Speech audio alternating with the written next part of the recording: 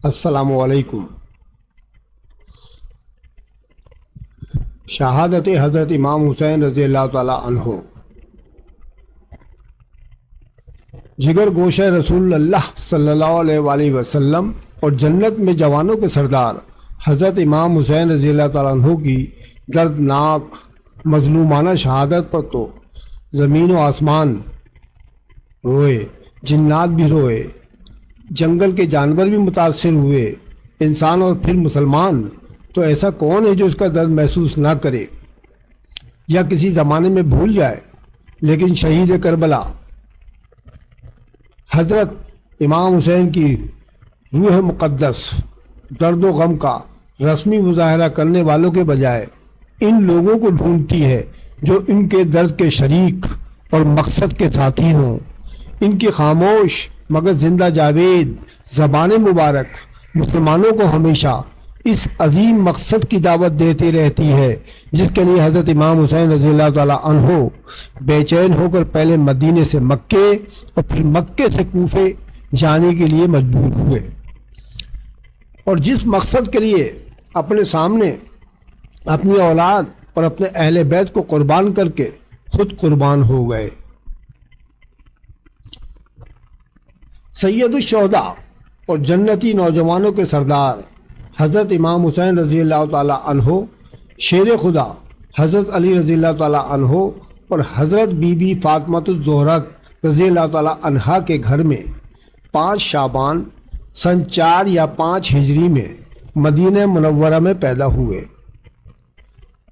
آپ رضی اللہ تعالیٰ عنہ کے نانا حضرت محمد مصطفیٰ صلی اللہ علیہ وسلم نے آپ کے کان میں اذان کہی اور آپ کا نام حسین رکھا۔ حضور اکرم صلی اللہ علیہ وآلہ وسلم اپنے نواسوں یعنی حضرت حسن رضی اللہ تعالیٰ عنہ اور حضرت حسین سے بہت محبت کرتے تھے۔ ایک دفعہ آپ صلی اللہ علیہ وسلم نے صحابہ کرام سے ارشاد فرمایا کہ جو شخص حسن اور حسین سے محبت کرتا ہے وہ گویا مجھ سے محبت کرتا ہے، اور جو ان سے بغض رکھتا ہے وہ گویا مجھ سے بغض رکھتا ہے۔ ایک اور جگہ آپ صلی اللہ علیہ وآلہ وسلم نے ارشاد فرمایا حسین مجھ سے ہے اور میں حسین سے۔ جس کی حسین سے محبت ہوگی اللہ تعالیٰ اس کو محبوب رکھے گا۔ آپ رضی اللہ تعالیٰ عنہ کی ولادت کے ساتھ ہی آپ رضی اللہ تعالیٰ عنہ کی شہادت کی خبر بھی اللہ تعالیٰ نے حضور کرم صلی اللہ علیہ وسلم کو دے دی تھی کہ آپ صلی اللہ علیہ وسلم کے فرزند کو کربلا کے میدان میں شہید کیا جائے گا، اور یہ کہ حضرت جبرائیل علیہ السلام نے کربلا کی مٹی دیتے ہوئے کہا تھا کہ یا رسول اللہ صلی اللہ علیہ وآلہ وسلم یہ اس جگہ کی مٹی ہے جہاں حضرت حسین رضی اللہ تعالیٰ عنہ کو شہید کیا جائے گا۔ آپ صلی اللہ علیہ وسلم اکثر حضرت امام حسین رضی اللہ تعالیٰ عنہ کی گردن کو چوما کرتے تھے۔ کربلا کوفے کے قریب ایک مقام کا نام ہے۔ حضرت امیر معاویہ رضی اللہ تعالیٰ عنہ کے بعد ان کا بیٹا یزید خلیفہ بنا۔ یزید ایک بد کردار، تندخو، شرابی، بے دین اور برے اعمال کرنے والا انسان تھا۔ وہ کسی بھی طرح امت مسلمہ کی خلافت کے لائق نہ تھا۔ جب وہ خلیفہ بنا تو اس نے سب لوگوں کو اعلان کرا دیا کہ وہ لوگ اس کی بیعت کریں۔ بہت سے قبائل نے اس کی شر سے بچنے کے لیے اس کی بیعت کر لی۔ مدینہ کا والی حضرت امام حسین رضی اللہ تعالیٰ عنہ کے پاس اس کی بیعت لینے کے لیے آیا تو آپ رضی اللہ تعالیٰ عنہ نے یزید کی فسق و فجوری اور بری عادات کے تحت اس کی بیعت کرنے سے انکار کر دیا۔ آپ رضی اللہ تعالیٰ عنہ کے ساتھ حضرت عبداللہ ابن عمر رضی اللہ تعالیٰ عنہ اور حضرت عبداللہ ابن زبیر رضی اللہ تعالیٰ عنہ نے بھی یزید کی بیعت کرنے سے انکار کر دیا۔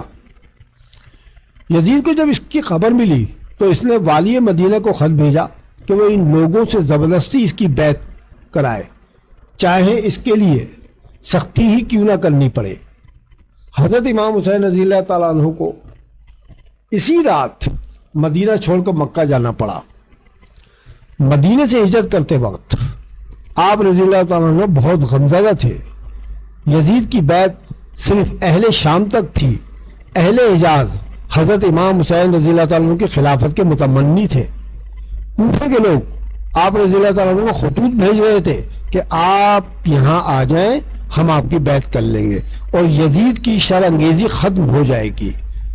جب خطوط کی تعداد بڑھتی چلی گئی تو حضرت امام حسین رضی اللہ تعالیٰ عنہ نے حضرت مسلم بن عقیل کو کوفے کے حالات جاننے کے لیے بھیجا اور ایک خط بھی دیا کہ یہ خط میری طرف یعنی حضرت امام حسین رضی اللہ تعالیٰ عنہ کی طرف سے ہے، تم لوگ ان کے کہنے پر عمل کرنا۔ مسلم بن عقیل کے ساتھ ان کے دونوں فرزند جو ابھی بہت چھوٹے تھے وہ بھی ان کے ساتھ تھے۔ جب مسلم بن عقیل رضی اللہ تعالیٰ عنہ کوفے پہنچے تو وہاں کے لوگوں نے ان کا عظیم الشان استقبال کیا اور تقریباً 12,000 لوگوں نے آپ رضی اللہ تعالیٰ عنہ کے ہاتھ پر حضرت امام حسین رضی اللہ تعالیٰ عنہ کے لیے بیعت کی۔ ان کا جوش و خروش دیکھ کر مسلم بن عقیل کو یہ یقین ہو گیا کہ یہاں حالات 100% سازگار ہیں۔ چنانچہ انہوں نے حضرت امام حسین رضی اللہ تعالیٰ عنہ کو لکھ بھیجا کہ آپ جلد سے جلد یہاں تشریف لے آئے تاکہ حق کی تائید ہو۔ لوگ جوق در جوق حضرت مسلم بن عقیل رضی اللہ تعالیٰ عنہ کے پاس آ رہے تھے۔ اس وقت کوفے کے گورنر نعمان بن بشیر تھے۔ انہوں نے اس معاملے میں کسی قسم کی دست اندازی نہ کی، جس پر یزید حضروی اور عمارہ بن ولید جو کہ یزید کے حامی تھے انہوں نے یزید کو لکھ بھیجا کہ کوفے میں مسلم بن عقیل رضی اللہ تعالیٰ عنہ حضرت امام حسین رضی اللہ تعالیٰ عنہ کی بیعت لے رہے ہیں اور نعمان بن بشیر ان کی روک تھام کے لیے کوئی اقدام نہیں کر رہے۔ چنانچہ کسی اور قوی آدمی کو یہاں کا گورنر بنا کر بھیجا جائے۔ یزید کو جب یہ اطلاع ملی تو اس نے نعمان بن بشیر کو معزول کر دیا اور ان کے بدلے عبید اللہ بن زیاد کو کوفے کا گورنر بنا کر بھیجا۔ ابن زیاد ایک چالاک اور مکار انسان تھا۔ اس نے کوفے جانے کے لیے اپنا حلیہ بدلا اور کوفے میں اس راہ سے داخل ہوا جہاں سے اہل حجاز آتے تھے۔ جب وہ کوفے میں داخل ہوا تو اس نے کثیر مجمع کو دیکھا جو حضرت امام حسین رضی اللہ تعالیٰ عنہ کا انتظار کر رہے تھے۔ ان لوگوں نے آپ رضی اللہ تعالیٰ عنہ کو دیکھا نہیں تھا، چنانچہ وہ لوگ غلط فہمی کا شکار ہو گئے کہ یہی امام حسین رضی اللہ تعالیٰ عنہ ہیں۔ ابن زیاد نے ان کا جب یہ جذبہ دیکھا تو اس کے سینے پر سانپ لوٹ گئے۔ وہ خاموش رہا، لیکن جب وہ دارالعمارہ میں داخل ہوا تو لوگوں کو حقیقت پتہ چلی کہ یہ تو حضرت امام حسین رضی اللہ تعالیٰ عنہ نہیں ہے بلکہ ابن زیاد ہے جو کوفے کا گورنر بن کر آیا ہے۔ ابن زیاد نے دوسرے دن صبح تمام اہل کوفہ کو جمع کر لیا اور ان کو ڈرایا دھمکایا اور ان کے بڑے بڑے عمائدین کو اپنے قلعے میں قید کر لیا اور ان کو اس بات پر مجبور کیا کہ وہ اپنے لوگوں کو یزید کی بیعت پر مجبور کریں ورنہ ان کو قتل کر دیا جائے گا۔ چنانچہ عمائدین اور سرکردہ لوگوں نے کوفہ والوں کو یزید کی بیعت کرنے پر مجبور کر دیا۔ اس طرح یہ مجمع منتشر ہو گیا۔ حالات نے ایک دم کروٹ لی۔ کل جہاں ہزاروں کی تعداد میں کوفی حضرت مسلم بن عقیل رضی اللہ تعالی عنہ کی حمایت کر رہے تھے، آج وہ ان سے جدا ہو گئے۔ کوفے میں ایک بھی شخص حضرت مسلم بن عقیل کا ساتھی نہ رہا۔ جب آپ رضی اللہ تعالیٰ عنہ نے یہ حالات دیکھے تو آپ رضی اللہ تعالیٰ عنہ نے حضرت امام حسین رضی اللہ تعالیٰ عنہ کو خط لکھا اور یہاں کے حالات بتائے، لیکن اب بہت دیر ہو چکی تھی۔ حضرت امام حسین رضی اللہ تعالیٰ عنہ مکے سے اپنے اہل بیت کے ساتھ کوفہ آنے کے لیے نکل چکے تھے۔ ابن زیاد نے حضرت مسلم بن عقیل رضی اللہ تعالیٰ عنہ اور ان کے دونوں بچوں کو قتل کروا ڈالا۔ حضرت امام حسین رضی اللہ تعالیٰ عنہ اپنے ساتھیوں کے ساتھ 8 ذی الحج سن 60 ہجری کو مکے سے ہجرت کر کے کوفے کے لیے روانہ ہوئے۔ 24 دنوں کا نہایت طویل اور کٹھن سفر طے کر کے آپ 2 محرم سن 61 ہجری کو مقام کربلا پہنچے۔ کربلا کے مقام پر یزیدی فوج نے آپ رضی اللہ تعالیٰ عنہ کو آگے جانے سے روک دیا۔ یزیدی کمانڈر نے آپ رضی اللہ تعالیٰ عنہ سے یزید کی بیعت کرنے پر زور دیا، لیکن آپ رضی اللہ تعالیٰ عنہ نے یزید کی بیعت اور باطل کے سامنے جھکنے سے پھر انکار کر دیا۔ 7 محرم کو آپ رضی اللہ تعالیٰ عنہ کے لیے پانی بند کر دیا گیا۔ 3 دن گزر گئے لیکن پانی نہ دیا گیا۔ تمام بڑے اور چھوٹے بھوک اور پیاس کی شدت سے تڑپ رہے تھے۔ 10 محرم کو حضرت امام حسین رضی اللہ تعالیٰ عنہ نے اپنے ساتھیوں کو ایک خطبہ دیا کہ اگر کوئی شخص جانا چاہتا ہے تو وہ ابھی بھی جا سکتا ہے۔ یزید صرف میری جان کا دشمن ہے، اس کو کسی اور سے کوئی سروکار نہیں۔ تمام ساتھیوں نے ایک زبان ہو کر کہا کہ وہ راہ حق میں ان کا ساتھ دیں گے اور شہادت کا درجہ پائیں گے۔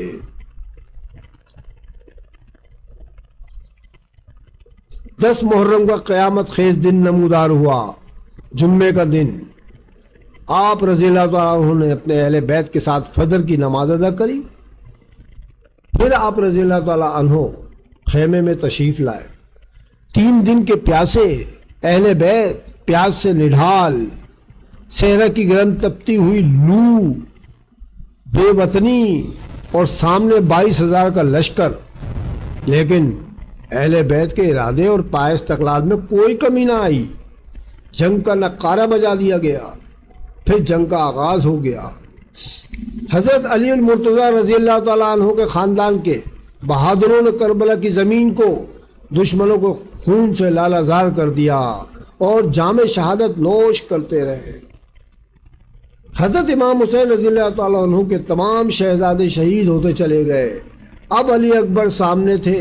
جب وہ میدان میں گئے تو انہوں نے دشمنوں پر جو حملہ کیا وہ حملہ نہیں تھا بلکہ عذاب الہی تھا۔ آخرکار وہ بھی حضرت امام حسین رضی اللہ تعالیٰ عنہ پر قربان ہو گئے۔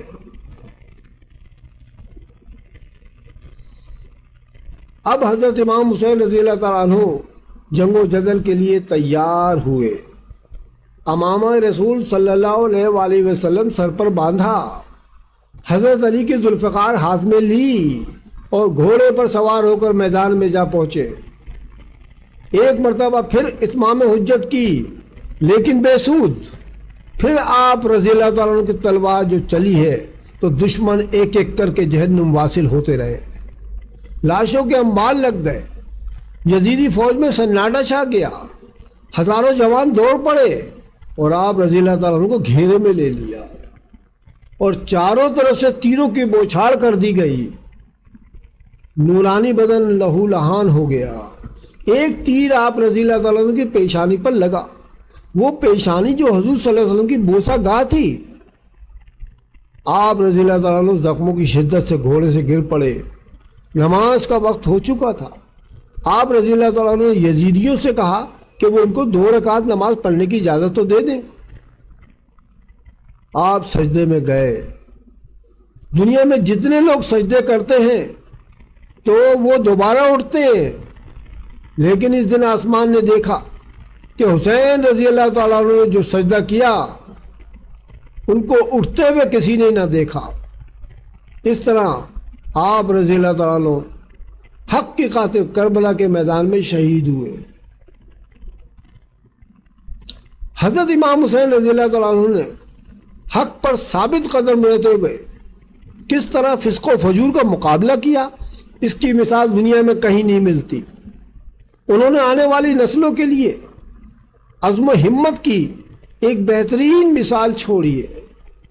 حضرت امام حسین رضی اللہ تعالیٰ عنہ اور اہل بیت پر آنے والی مصیبتوں کو یاد کر کے چند آنسو بہانے سے کچھ نہیں ہوتا ہے۔